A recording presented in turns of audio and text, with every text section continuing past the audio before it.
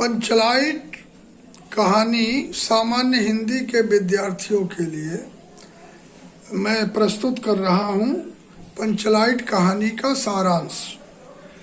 पंचलाइट कहानी फणीश्वर नाथ रेणु की आंचलिक कहानी है, जिसमें रेणु जी ने ग्रामीण परिवेश के साथ साथ आंचलिक परिवेश को भी अत्यंत सुंदरता के साथ उभारा है।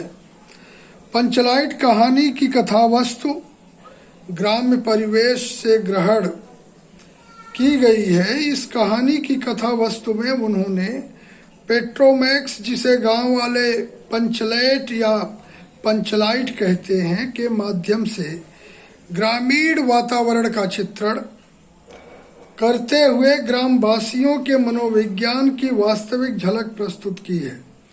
ग्रामीण जनजाति के आधार पर किस प्रकार टोलियों में विभक्त हो जाते हैं और परस्पर ईर्ष्या द्वेष के भावों से भरे होते हैं, इसका बड़ा ही जीवंत यथार्थ रूप इस कहानी में उभारा गया है।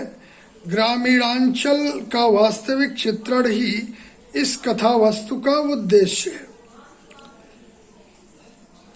इसका सारांश इस प्रकार है। रामनवमी के मेले में एक बार महतो टोली के पंचों ने एक पेट्रोमैक्स खरीदा। इस पेट्रोमैक्स को गांव वाले पंचलेट कहकर पुकारते थे। पंचलेट खरीदने के बाद जो 10 रुपए बच गए थे, उनसे पूजा की सामग्री भी खरीदी गई। सबको पंचलेट आने की प्रसन्नता थी। इस खुशी में कीर्तन का आयोजन किया गया। थोड़ी देर में टोली के सभी लोग पंचलाइट देखने के लिए एकत्र हो गए, लेकिन प्रश्न ये हुआ कि पंचलाइट को जलाएगा कौन। खरीदने से पहले किसी के दिमाग में ये बात आई नहीं थी।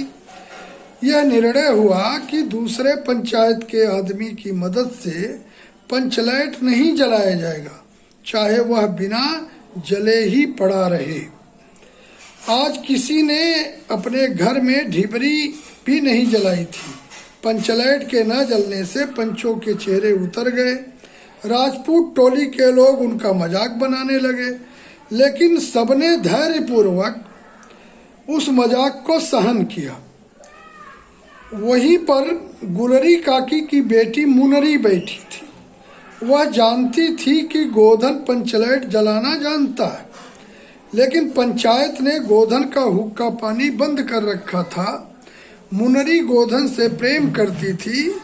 उसने अपनी बात अपनी सहेली कनेली को बताई। कनेली ने यह सूचना सरदार तक पहुंचा दी कि गोधन पंचलाइट जलाना जानता है। सभी पंच सोच विचार में पड़ गए कि गोधन को बुलाया जाए अथवा नहीं। अंत में उसे बुलाने का निर्णय लिया गया।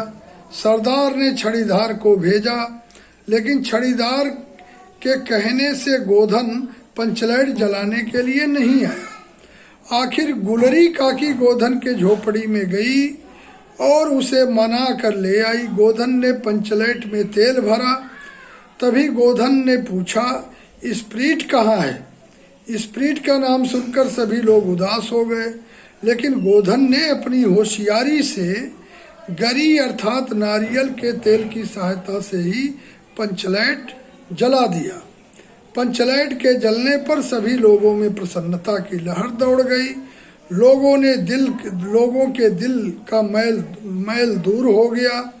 कीर्तनिया लोगों ने एक स्वर में महावीर स्वामी की जय की ध्वनि की। कीर्तन शुरू हो गया। गोधन ने सबका दिल जीत लिया। मुनरी काकी हसरत भरी निगाहों से गोधन की ओर देखा। सरदार ने गोधन को बहुत प्यार से अपने पास बुलाकर कहा, तुमने जात की इज्जत रखी है, तुम्हारा 7 खून माफ, खूब गाओ सलीमा का गाना। अंत में गुलरी काकी ने गोधन को रात में खाने के लिए निमंत्रित किया। गोधन ने एक बार फिर से मुनरी की ओर देखा। उससे दृष्टि मिलते ही लज्जा के कारण मुनरी की पलकें झुक गईं।